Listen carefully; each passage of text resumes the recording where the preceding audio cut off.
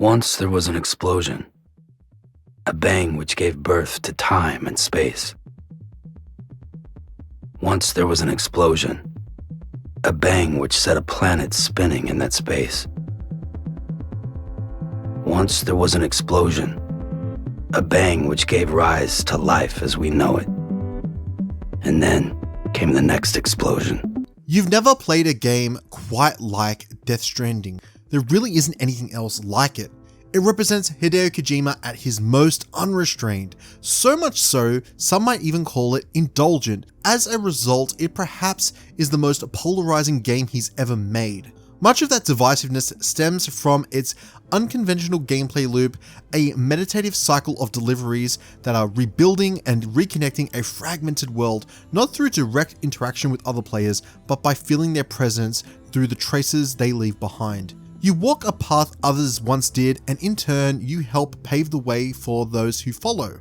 At launch, Death Stranding received a mixed reception, dismissed by many as boring and labelled a walking simulator, and criticised for its dense, sometimes convoluted story. But in my eyes, Death Stranding is nothing short of extraordinary, a game that has only grown more resonant with time. I haven't stopped thinking about it since I played the first one back in 2019, and now with Death Stranding 2 out, I feel it was perfect, this moment was perfect, to once again just take a look at that journey across America, reconnecting the UCA from coast to coast. To this day, I still believe that Death Stranding is a special, one-of-a-kind experience, and one that you will not find anywhere else, and it's been like 5 to 6 years since the initial release, and we still haven't seen another game really recapture the type of formula that this game has. It really is in a league of its own with what it's trying to do, and it really sets itself apart, feeling unique. There's a line that's stayed with me for years now. It came from fellow Australian YouTuber SkillUp in his 2019 review, where he said, "I feel that time will be kind to Death Stranding." And in 2025, I can say with confidence that both the game and that sentiment have aged like fine wine. So in this video, I'm going to explore what makes Death Stranding so special and articulate those narrative threads, its rich interwoven themes, and why it's such a unique game and a one-of-a-kind experience that you absolutely have to try for yourself, whether it's the satisfying shared world gameplay loop or all of it. So let's get into it now and break down how I feel about Death Stranding. Now I want to delve into the development of Death Stranding, because understanding how it came together adds another layer of appreciation to the final product. The story begins in late 2015, following Hideo Kojima's highly publicized departure from Konami. In the aftermath of that fallout, Kojima founded Kojima Productions as an independent studio. That same month, he announced a partnership with Sony and began assembling a core team to kick off the new venture. At this point, Death Stranding was only an idea that really existed on paper, nothing more than a concept. In early 2016, Kojima teamed up with Mark Cerny, the lead architect of the PlayStation 4, to tour studios and evaluate various game engines that could bring his vision to life. It would be not long after he would meet with Herman Holst, the co-founder of Guerrilla Games, which would lead to Kojima Productions and Guerrilla Games establishing a formal agreement for access to the Decima engine, which would be the engine that Death Stranding would be built on. Around this time, Kojima also met with Norman Reedus, who would go on to become the face of Death Stranding and began conducting 3D scans and motion capture sessions shortly after. By 2017, the project had entered full production, with a relatively small team of fewer than 100 developers. Kojima began building out the game's systems, environments, and overall framework. That same year, a playable alpha build was completed. Even at this early stage, Death Stranding defied easy classifications. Sony executives reportedly struggled to define the game's core genre, with Sean Layden stating he had not been able to categorize this game into a specific genre. Later in 2017, Kojima premiered a new trailer at the Game Awards, this time featuring Mads Mikkelsen in a haunting, war-torn setting. The footage added to the growing intrigue surrounding Death Stranding, deepening the mystery of what kind of experience Kojima was crafting. He played into this a lot as well, by the way. Up until this release, no one really had a big clue as to what Death Stranding was. Throughout development, Kojima would remain deeply involved in every aspect of the game, serving as a director, designer, co-writer, and producer. His hands-on approach reflected in his reputation as a true auteur. Every detail from the overarching narrative to the tiniest design element bore the imprint of his creative vision. Many who would work closely to the project and Kojima even described him as a workaholic, someone who was obsessive with their passion and infused this into every inch of the game and really did bring a bit of themselves and put it into that experience. Which brings me to the next part I'd like to discuss, the design philosophy. Because it isn't just the development cycle that defined Death Stranding, but the underlying design philosophy that has given this game its identity. Because from the outset, Hideo Kojima set out to create something that would subvert traditional gaming norms.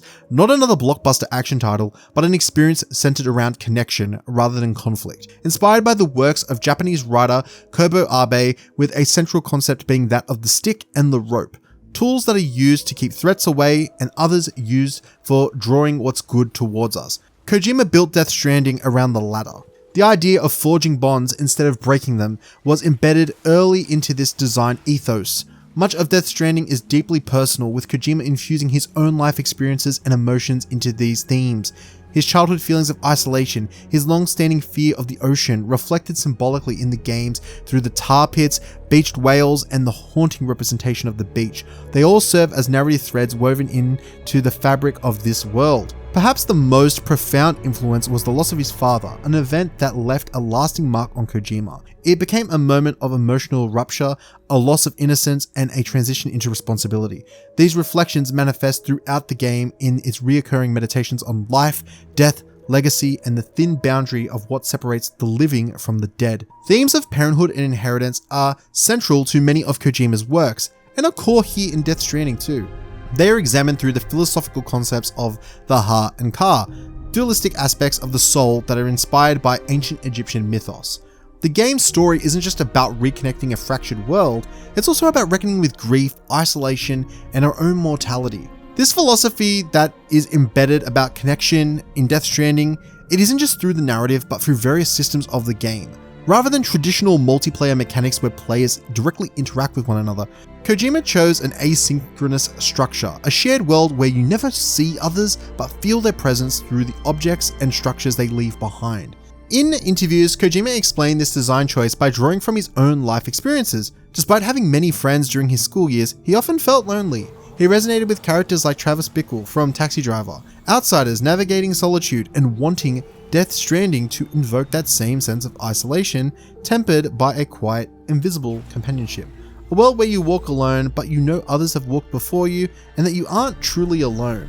Because in times of desperation and need of a helping hand, there may just be something left behind to help you out in a bind. This wasn't Kojima's first brush with these ideas. I feel Metal Gear Solid 5, he experimented with these connected experiences through the FOB operations, the forward operating bases, but in many ways they were just like early prototypes and seeds of a concept where these kind of shared worlds interact with each other. Death Stranding would take these ideas and these seeds and fully realize them, I feel, becoming a foundation for a new kind of shared world experience, one grounded in empathy, subtlety, and human connection.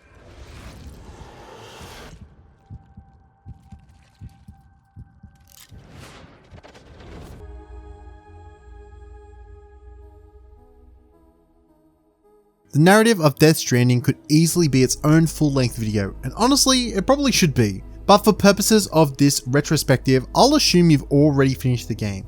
If you haven't, I strongly recommend experiencing the story for yourself. It's one of the most unique aspects of this entire game. Feel free to skip ahead to the next chapter, or better yet, go play the game and come back when you're ready.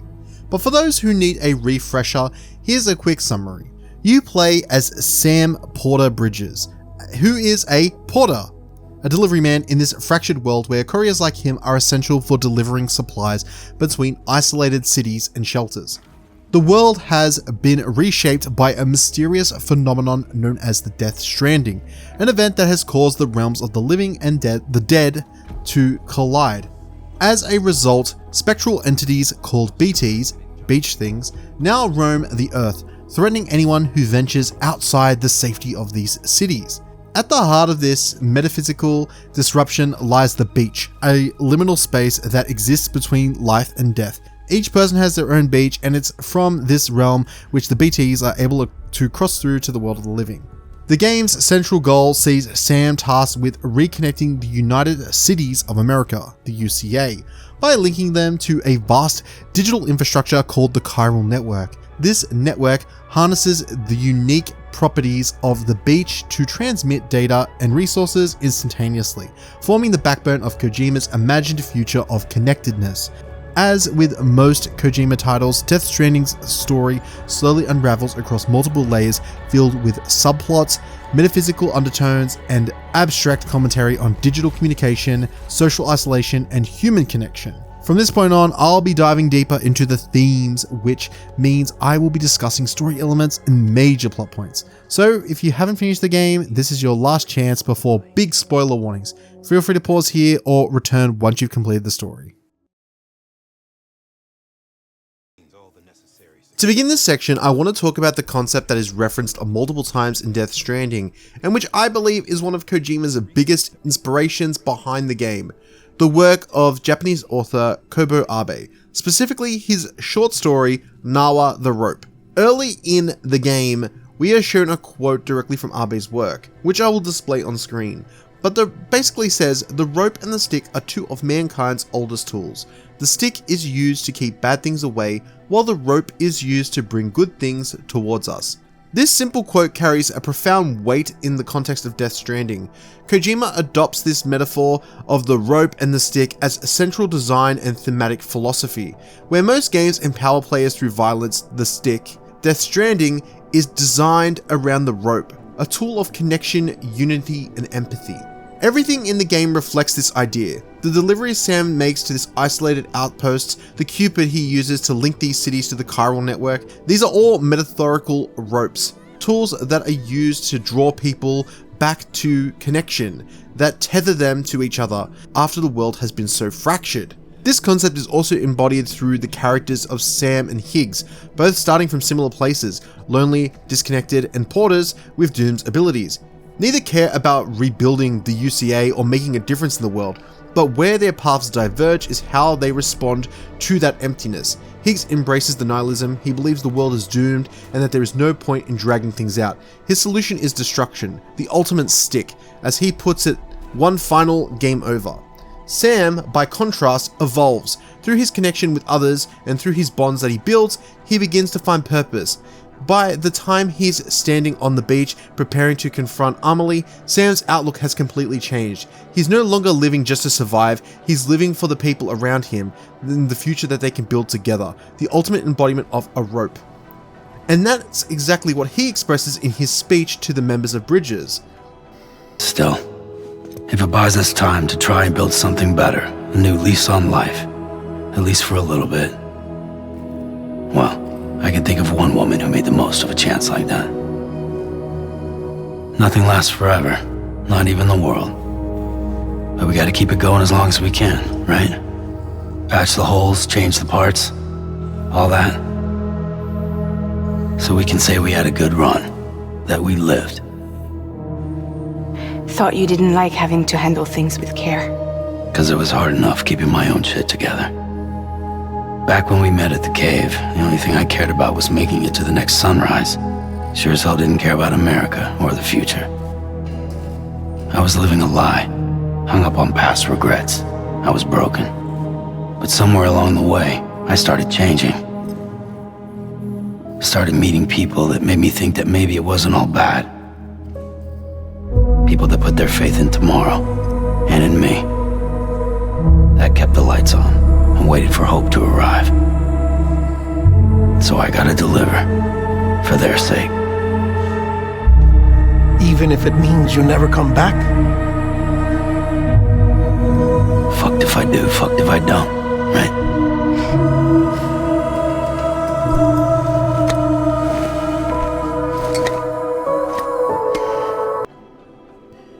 It's in that moment Sam's character arc reaches its full resolution. He places his faith not in just survival and puts his belief and connection in others, in building something meaningful even if it's only temporary. He becomes the rope and a bridge to a better future. Many have interpreted Death Stranding's themes through a political lens, drawing connections between bridges and things such as governmental control, institutional intentions. But at its core, I believe Death Stranding is far more rooted in ideas of altruism and humanitarianism. Its message is less about power structures and more about the emotional and societal divisions we build, the walls that we put up that separate us, the chasms that divide us. And what Death Stranding aims to answer is, how can we build a bridge to mend those chasms?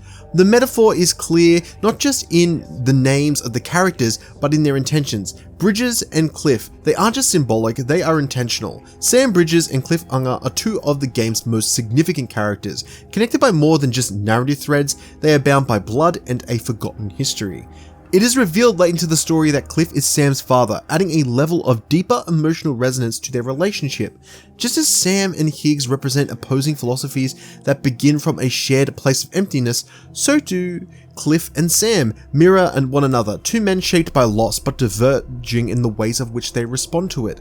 Cliff's beach is a haunting reflection of his trauma, a manifestation of his unresolved past as a soldier, and the pain of his untimely death. It's a space consumed by sorrow, regret, and a burning vendetta against Bridges, whom he blames for the state of everything that he's lost, and the uncertainty of his child's safety. At the same time, Cliff's actions come from a place of love. His lingering presence, his relentless pursuit, all stem from a singular need: to protect his son. Cliff represents the well-intentioned figure who turns to the stick, to force, to confrontation in a desperate attempt to fix what is broken. Even if his heart is in the right place, his methods are still shaped by that of violence that he has only really known, being someone who is a product of war. And yet, despite how menacing his appearance is during those war episodes, despite being framed as an antagonist, Cliff is not a villain. He is a father and a protector. A man who cannot find peace until he knows his child is safe. His story, once fully revealed, is one of sacrifice and love. Every action he takes is in service to protect his BB, his child, Sam. And in the end, it is Sam, his son, who becomes the bridge that allows Cliff to finally rest. Their connection closes the loop, not through violence, but through understanding, again reinforcing a central theme of Death Stranding: connection. Death Stranding is deeply preoccupied with mortality. It doesn't just explore death in a metaphorical or symbolic sense, it places it at the very center of its world. The titular Death Stranding is a literal event that connected the worlds of the living and the dead, blurring the boundary between life and the afterlife. But beyond this global phenomenon, the game also approaches mortality on a deeply personal level as well, through the stories, traumas, and transformations of its characters. Sam himself embodies this theme more than anyone. He's a man haunted by loss. The woman he once loved, the child he believed he'd lost, grief clings to him like a second skin. As a repatriate, Sam is someone who can return from death, living in a world where mortality is unstable. He exists and in a state of emotional limbo, surrounded by death, yet is unable to truly die himself. This inability to escape or fully process death becomes a part of his identity, his burden. The game also incorporates a spiritual concept from ancient Egyptian mythology. The idea of the Ka and Ba from mythology is now here is the Ka and Ha. This transition to the Ka represents the soul, the life force, the essence of a person. The heart, on the other hand, is the physical body, the vessel, left behind when someone dies. These concepts echo throughout Death Stranding, particularly in the way that the game treats concepts like the beach, a personal liminal space that exists between life and death for each individual. It's here where the heart and Ka may diverge or remain tethered, depending on unresolved emotions, purpose, or lingering trauma. We see ideas play out in compelling ways through various members of Bridges. Take Mama for example. Trapped under the rubble during childbirth, her body, her Ha, survived, but in a way that left her anchored to the ruins where she gave birth. Her child, now a BT, exists on the other side in the realm of the dead. The two remain bound by an ethereal umbilical cord, but other than that, it is revealed later that Mama has technically been dead for much longer, and much of the game, her Ka has been separated long ago. Only when this spectral tether is severed, she can finally truly pass on. Her story is one of letting go or accepting death, not as defeat but as peace. Then there is Deadman, a character who was not born but assembled, constructed from cells and dozens of deceased individuals. He lacks a car, it's entirely. His absence leaves him grappling with his own identity and humanity, and it asks the question, without a soul, what is he? Is he alive? Does he count as a human? His story doesn't just question his own mortality, but it also is a story of personhood and identity within himself. Through characters like Sam, Mama, and Deadman, and trust me, I could mention way more on this list, Death Stranding doesn't just ask what it means to die, it also asks what it means to live. It questions things like mortality and asks what makes us live, what defines our mortality. Is it to love, to grieve, to exist in a world where these boundaries have become so blurred? What is the reason for us to continue? What keeps us going, and what world are we building, and what are the things that we value that make that all so worth it? At the heart of Death Stranding lies a singular, powerful theme: connection. The game's emotional core, its narrative spine, and driving force behind every gameplay system. Kojima reinforces this not just through the story, but through symbolic imagery and mechanics, from umbilical cords and handcuffs to the chiral network and the asynchronous multiplayer systems that bind players together without ever meeting face to face. This theme is embodied most clearly through Sam Porter Bridges, our protagonist. At the beginning of this game, Sam is a reluctant character, emotionally closed off, detached from America, and skeptical of the idea of even reconnecting a world he believes is already too far gone. He accepts the mission not out of hope, but out of obligation to Amelie, with nothing else really driving him towards that goal. But over the course of this game, Sam's journey evolves. Each knot he reconnects to the chiral network, each person that he bonds with, gradually reopens his capacity for connection. These aren't just gameplay objectives, these are emotional milestones for our protagonist. The relationships Sam builds along the way reinforce this idea. His bonds with Lou, his evolving trust in the members of Bridges, and the deeply personal episodes that we experience with each character further his connection. Whether it's Fragile's painful thirst for justice, Deadman's quest to understand people, friendship, and his own identity and existence, Hartman's journey to let go of grief and the loss of his family, Mama's reconnection to her sister and coming to terms with her fate, and Deadman's struggle to confront guilt of his past and his actions. Each of these episodes for these characters weaves into a larger journey, Sam's journey, strengthening the broader message that healing comes through connection, and that connection has to come through others. We can't solve everything on our own, but together we can build something bigger. Death Stranding visualizes this idea in subtle and powerful ways. Early in the game, during the first void out, Sam finds himself stranded on a beach, under a darkened sky, staring at 5 shadowy figures that we could assume are the 5 extinction entities that we come to know later in the game. Later in chapter 13, he returns to another beach, Amelie's beach, and he sees these same 5 figures again in the sky. Many interpret these 5 figures in the sky not to be the 5 extinction entities that the context originally perceives them as, but now as the 5 connections that Sam has made along the way, and that is Deadman, Fragile, Lochner, Die Hardman, and Hartman.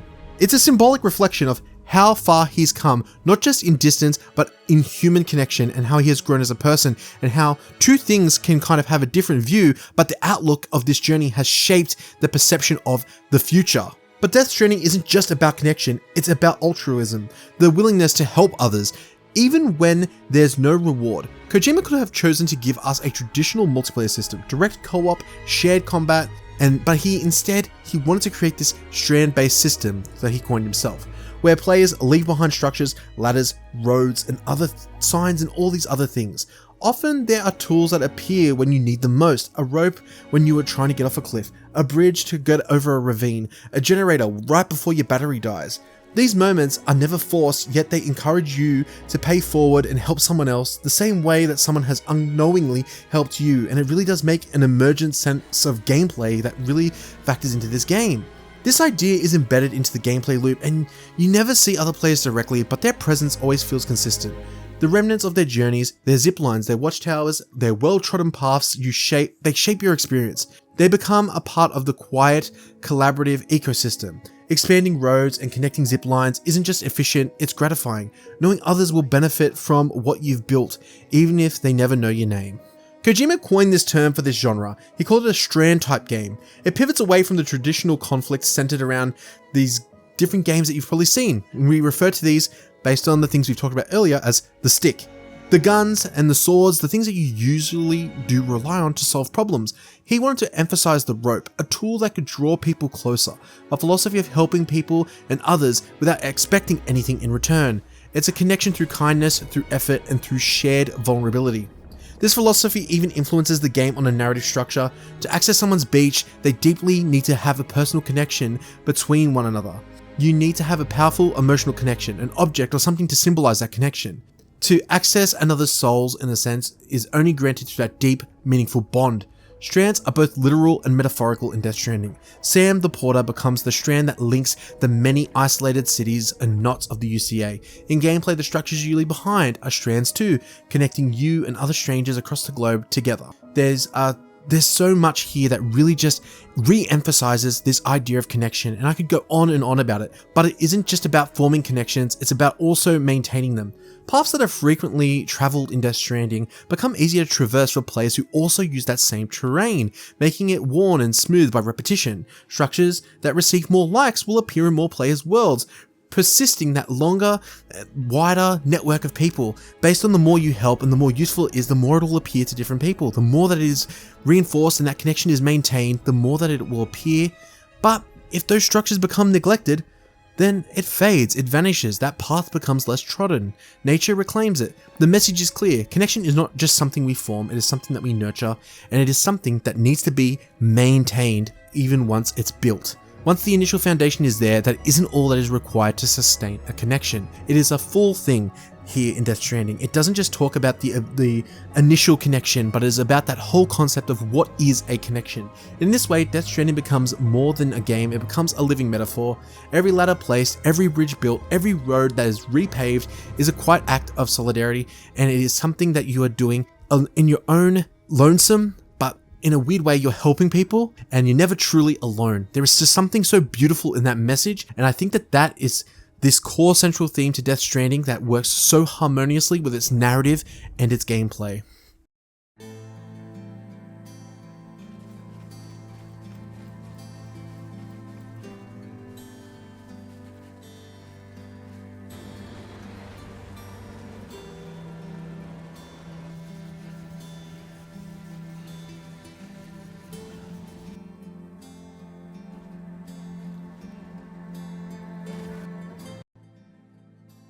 Now let's talk about Death Stranding's core gameplay loop, one that sees you hauling packages across treacherous terrain, delivering supplies, and connecting remote outposts to the chiral network. On the surface, this loop has led many to label the game as a walking simulator, often meant as a pejorative or criticism. So first, let's clarify what exactly a walking simulator actually is in the context of video games. Typically, the term refers to narrative-driven experiences with minimal or mechanical complexity. These titles emphasize exploration and environmental storytelling over action or system-heavy gameplay. Think of What Remains of Edith Finch or Firewatch, games where the act of walking is more a vehicle for narrative like enhancement than mechanical challenge. Death Stranding, however, is something entirely different. While you are often walking for long stretches, it's more accurate to call this a simulation of walking rather than a walking simulator, and that distinction matters. In fact, the better comparison would be games like QWOP or the upcoming Baby Steps, where the actual way you navigate that terrain and each step you take and how you interact with the world is a mechanical challenge and a strategic play that has you, the player, interacting with that environment. These simulators aren't walking simulators by genre, but rather games that simulate the act of walking, adding layers of challenge and interactivity to the process that we usually take for granted. It's a man vs terrain sort of game. Death Stranding does this too, and it's within a much more expansive and system-rich framework as well. Every step you take in Death Stranding is a consideration. The terrain, the weather, the load you are carrying, all of this affects your movement. Sam's balance is directly tied to the weight distribution of his body. If you are overloaded or unevenly packed, you will struggle to stay upright. You'll use the left and right triggers to maintain balance as you walk, especially on slopes or uneven ground. If you lose concentration or ignore the terrain, you fall, risking to damage your cargo. Early on, the game introduces you to these basics, things like ladders and climbing ropes, simple tools that allow you to scale cliffs or descend safely. Then it gradually expands in complexity, deliveries with fragile contents, items that can get wet, packages that degrade over time. Before long, you are navigating an ecosystem of challenges, not just the environment, but hostile elements within it. There's timefall, that's rain that accelerates the aging of anything it touches, including your cargo. You'll have to plan your routes to avoid prolonged exposure or equip yourself with protective gear. Then there's mules, which are these porters gone rogue that are obsessed with stealing packages. And let's not forget the BTs, the supernatural entities that stalk specific zones of the map. If you are caught by them, the best case scenario is damaged cargo. Worst case, a massive boss encounter and a deadly void out that leaves a crater in the world. So, while some might reductively say Death Stranding is just about walking, it's about delivering and surviving, and this terrain, man, is really hard to navigate sometimes, and really you have to put some foresight into how you plan these trips. It's about learning to read the land, prepare your journey, and adapt to the ever-changing conditions. Each delivery becomes its own small puzzle. How do you get from A to B efficiently, safely, and without damaging or losing any of your cargo? And the further you go, the deeper these systems become. New vehicles, exoskeletons, automated delivery bots, zip lines, roads, all tools to make your future tasks easier. The more time and care you invest into understanding and upgrading these systems, the more rewarding the experience becomes. You'll find yourself customizing your loadouts, strategizing your routes, and mastering the tools at your disposal. What begins as simple traversal evolves into an elegant, satisfying loop of logistics, planning, and problem solving. Death Stranding may simulate walking, but at its core, it's more about building pathways, solving logistical challenges, and enduring a world shaped by loneliness, danger, and discovery. It's about carrying not just cargo, but the weight of reconnection on your back with each delivery you make. At the heart of Death Stranding lies its most unique and defining feature, what Kojima has coined a Strand-type game. This isn't just a catchy label, it represents something fundamental in how the players interact with both the game world and each other. Unlike traditional multiplayer experiences, Death Stranding features an asynchronous, shared world where the actions of others leave behind a lasting impact, and even though you never directly interact with these players, you see the remnants of the things that they've left behind, and these things can help you when you're in a bind, and you can even connect your structures to link up networks with theirs. Whilst other games have explored this concept, I think of games like Dragon's Dogma, where you have the pawn system. These are, for those who are unaware, AI-controlled pawns and characters that come from other players' worlds, and if they've explored a certain location of the map or seen certain things, they can give you information and relay that back to you. It really does provide this sense of emergent gameplay, and I really do think that that could be considered the predecessor to the Strand-like concept, but I do think that Kojima takes this here to a whole new level. In Death Stranding, the theme of connection is embedded into every mechanic, every system, and every moment. It isn't just this narrative concept, but it is also baked heavily into the design philosophy of Death Stranding. As Sam Porter Bridges, your task is to deliver cargo across that fractured landscape, slowly connecting the remnants of the UCA.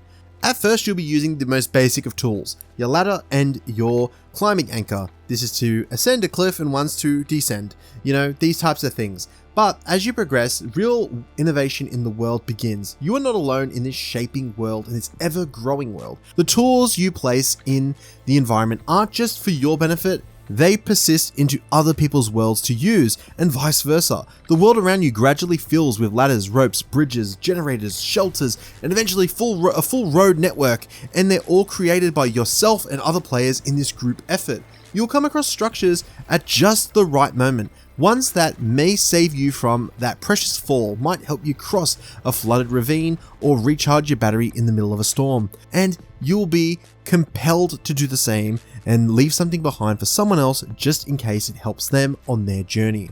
It's this knock-on philosophy of altruism that's baked into this game. You want to just do something good for others and pass that on because people have been doing that for you. It's helped you out. This creates this loop of emergent kindness, a gameplay structure designed to foster cooperation without competition. Kojima Productions wanted players to experience a sense of shared purpose, and it works so well in Death Stranding.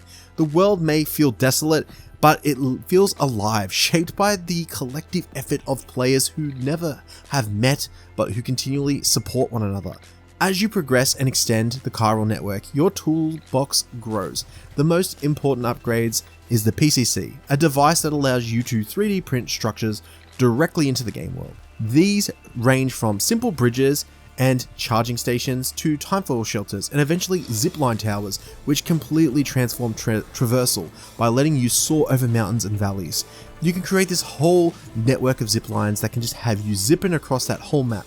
With each new structure you build, you are not just making your own journey easier, you are paving the way for others too. It's this collaborative effort, this act of terraforming a shared world and reshaping this once isolated and desolate wasteland.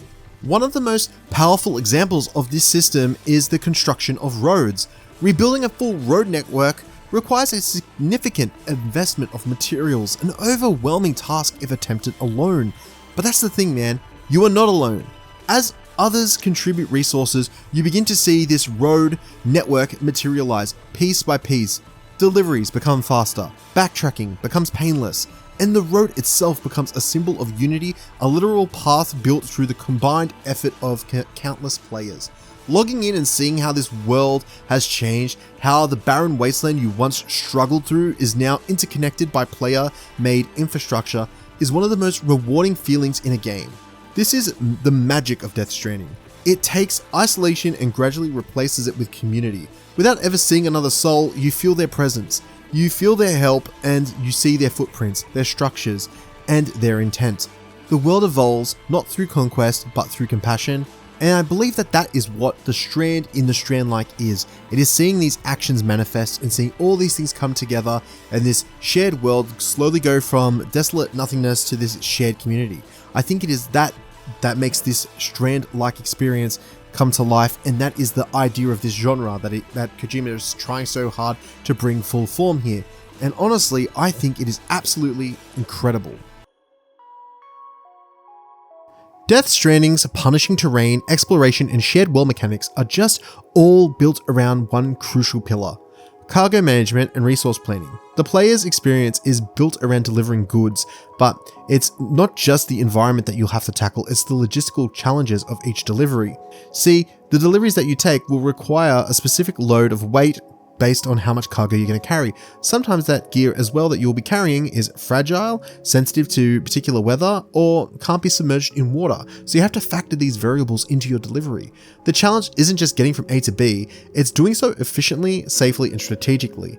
This is where things like that chiral network and that shared world side of the game really come into play, because through other players, you are able to have a helping hand and with the gear that is on display in this world. But you still do have to bring your own gear to the equation. You have to ask yourself, what will I need on this journey? Ladders, ropes, PCCs, weapons? Do I need particular gear here? And that's all well and good to figure out which one, but then there's also the equation of I don't want to overpack and carry too much with me because that'll slow me down, it'll be hard to sustain balance, and if I'm climbing up certain terrain, it'll be easy to fall. And this is where I think Death Stranding really does come into its own, and all these different factors meld so well together, because things like the ladder you placed an hour ago could come in handy later in your trip, or the things that someone else put, like a rope, could come in handy in helping you. And you can see all these things visibly on your map, so you can kind of plan a route out accordingly, and you can bring the gear required to help you meticulously plan your trip. I didn't do this all the time, but sometimes there's just a beauty in, even if you don't plan your trip, just sometimes stumbling across a little shortcut left by other player. But the game's toolset and the way that it helps you plan and articulate which type of way to tackle each delivery really does feel like there's a level of expression to that. And the game, as it expands with different terrain, different levels, different types of deliveries, so too do your options. Roads, zip lines, and vehicles all become tools that not only make traversal more efficient, but also evolve the way you approach delivery planning. You'll be thinking not just about where to go, but how to get there, and the best ways to optimize your journey. You've got motorbikes and off-road trucks to help you carry large hauls quickly across long distances, while floating carriers act as a futuristic sled, allowing you to tow extra cargo without overburdening yourself. If you prefer traveling on foot, there are exoskeletons too that enhance your speed, strength, and carrying capacity as well, each tailored to different styles, with the all-terrain being the best for things like mountains and your speed for getting places quicker. There's tons of different ways to approach Death Stranding combat, and the thing about it is I don't really feel like there is a particular wrong way. There is just a way that works for you, and I think that expression is something that is really cool in this game. Another thing that I feel is fantastic about Death Stranding is the way that it handles this way of expanding your arsenal. There is a constant sense of growth. It is incremental, and it comes through each member of each shelter that you connect to the chiral network. Sam doesn't level up in a traditional sense, or like some RPG way where you get another level and you unlock new tools. It's through slowly progressing through the game and putting more people on this network.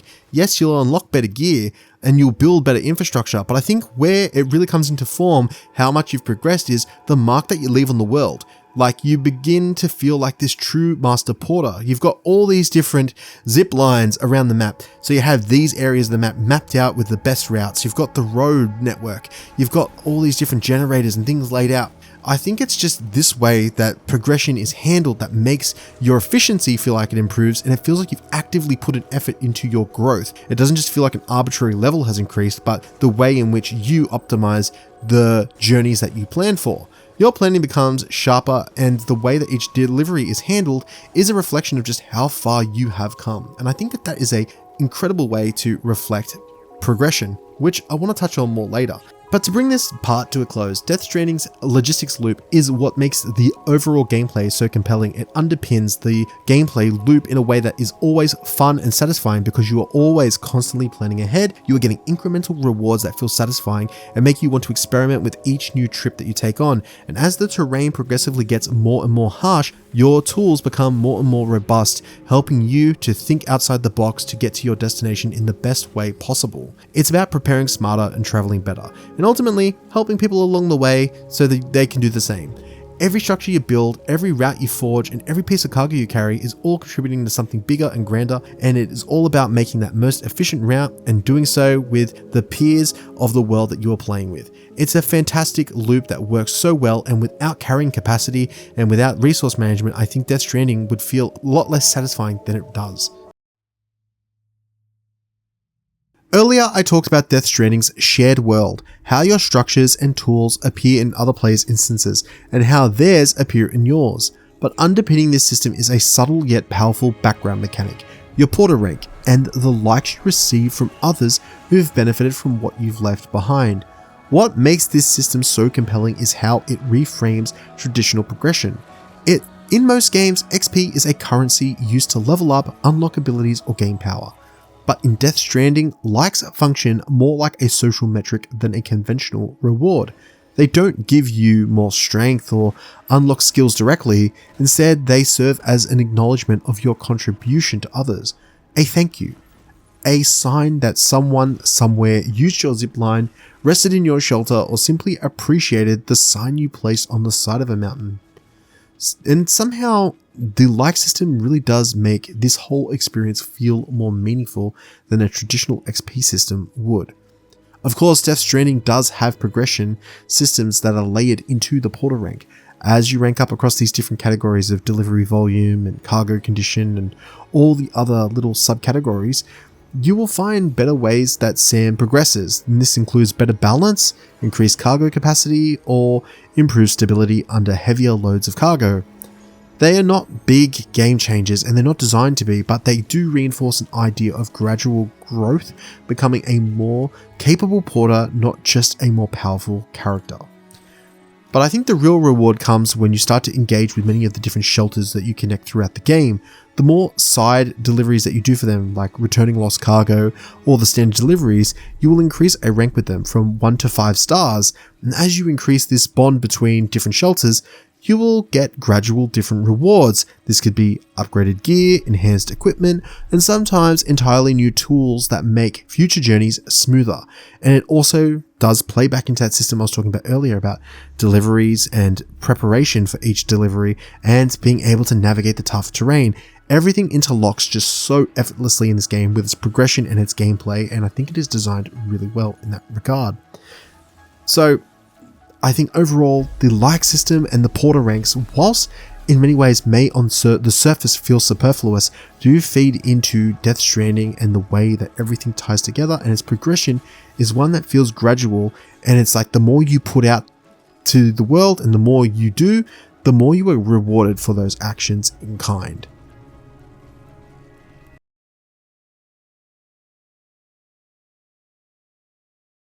I now want to talk about the visual and sound design for Death Stranding, because man, it is so incredible and has held up super well. The visuals first and foremost, all these years later are still incredible and very striking and stunning, and they really do resonate and are distinct, and when you see them straight away you are like, yep, that is Death Stranding. The landscapes themselves are heavily inspired by Iceland's volcanic terrain and have become iconic and inseparable from the game's identity. They are vast, cold, and hauntingly beautiful, perfectly capturing the tone of the world Kojima has built. The environments feel desolate and unforgiving, and early in this game, that feeling is magnified by how alone and under-equipped you truly are. With only basic tools and minimal defenses, the terrain itself becomes hostile. And this is heightened when the presence of the BTs intensifies and really does reshape the atmosphere. This Icelandic terrain is engulfed in tar, with buildings sprawling from the floor, and it becomes otherworldly, and it transforms this landscape into something unrecognizable, eerie, suffocating, dangerous, and ultimately surreal. And this all just bleeds into what makes Death Stranding's art style so distinct, unique, and interesting. It has this kind of cosmic horror vibe that comes with it, but also this futuristic sci-fi techie look. Like take the BTs for example, they are floating in the sky with these hanging umbilical cords that go up into the air, and then you've got this technological Odra that's on your back that's pointing and being able to detect them. They're like two different clashing types of genres that work oddly well here. But Death Stranding's visuals aren't just limited to the natural world, the character designs are all distinct as well, and this is thanks to the return of the legendary Yuji Shinkawa, whose work helped define the Metal Gear series and has done the same here with Death Stranding. His past works were incredible, and the designs of Death Stranding are imaginative, stylized, and occasionally surreal, perfectly in tune with the game's strange, otherworldly tone. Whether it's the sleek uniforms of Fragile Express, the bizarre look of the mules, or the haunting appearance of the BTs, every design feels intentional and evocative and really does reinforce and tell a story that is in line with the world that Kojima is building here and the broader universe of Death Stranding. Even back in 2019 on a base PS4, Death Stranding was a visual marvel. With the director's cut on PC and newer consoles, it is stunning, and the presentation has only improved, and the visual fidelity. It still is one of the most visually compelling open world games that I've experienced in recent years, and it's one that you're truly going to get lost in. And it's not just in the visual department, but the sound is just as powerful here in Death Stranding as the visuals are. Its sound design and music carry just about as much emotional weight as its visual counterpart. Death Stranding's signature tone is shaped in large part by the music of Low Roar, a band whose melancholic and atmospheric tracks provide moments of quiet reflection, emotional release, and introspection. They play at just the right time and in these special moments that really just give you a special moment of respite. They are used and timed in a really good way that really gives you this emotional release. There is something genuinely special about how and when these songs are used.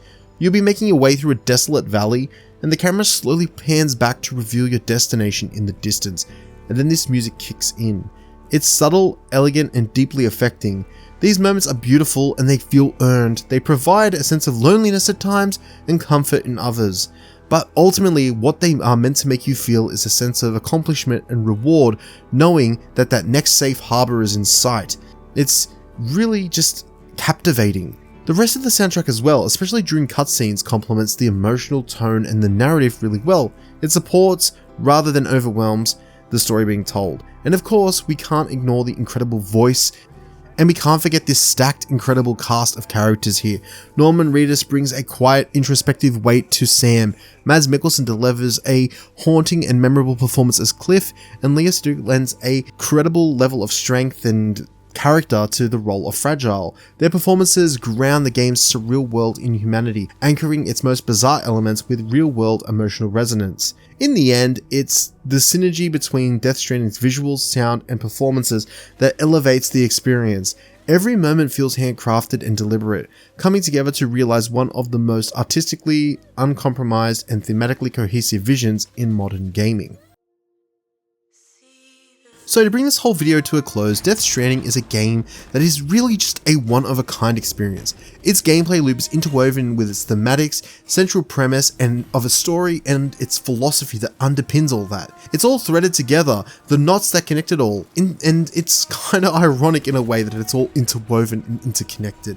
But it's more than that. As a video game, Death Stranding is an experience where its reward is the satisfaction of building something that helped you, but is also built with the intention of helping others. It's seeing a world that starts barren and cold and you were just a lone wanderer traversing it, turn into a populated world of player stories that you can follow the remnants of, that you can see slowly terraform into something greater, the united effort of you and all the people putting in that work. On a cinematic level of storytelling, Death Stranding is a profound and touching story, if not a little unevenly paced, and conversations that can bring the gameplay to a crawl, with over-explanations and Kojima just randomly embodying many different characters to tell you about concepts and ideas. For me, I find those things quirky and charming, and I think that they add flavour to this unique style of storytelling. It can get a little jarring at times, but it's not anything that really detracts, because when Death Stranding is firing off on all cylinders, and when you are exploring this world and its rich concepts, systems, philosophies, and everything that interweaves into each facet of the game, it really is an experience like no other. I to this day still have not played another game quite like Death Stranding, and chances are I won't for a while. And I look at it, I think to myself, it's been how many years now with the release of Death Stranding 2 since the first game, and we really haven't seen anyone try to emulate or improve on this formula. Sure, there's been a lot of criticism towards the first game, especially around its release, but no one has really tried to take the concepts of this game and do something different, and I think Death Stranding really stands out as a video game like that. It's polarizing and unapologetic about what it is, and it is a game that I feel you have to experience yourself to determine if it is for you, because it may not be for everyone, and I can respect that, but it always has and always will be something for me, and I can absolutely tell you that Death Stranding is something special, and it's a game you won't get anywhere else. And it's one that you must play to determine whether or not you like it for yourself, because it truly is a one-of-a-kind video game.